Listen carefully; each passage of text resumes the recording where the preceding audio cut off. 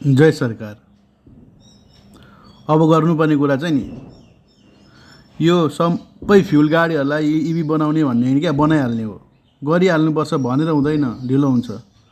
तपाईँहरूले सङ्घ संस्था सरकारी अफिसहरू जति छन् नेपालमा सबैलाई इभीमा रूपान्तरण गरौँ या नयाँ ल्याउँ, त्यो मतलब होइन। तर तुरुन्त गर्नु पर्यो, कसरी हुन्छ त्यसपछि हेर्नु। तपाईँले 50% भन्दा धेरै फ्युल आयात हुन रोक्छ यसले।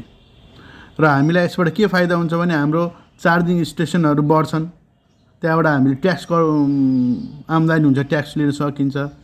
अनि अर्को कुरा, चार्जिङ स्टेसनबाट बिजुली खपत हुन्छ। बिजुली खपत भए बापत बिजुली अफिस या बिजुली नेपाली इलेक्ट्रिसिटी बोर्डलाई फाइदा हुन्छ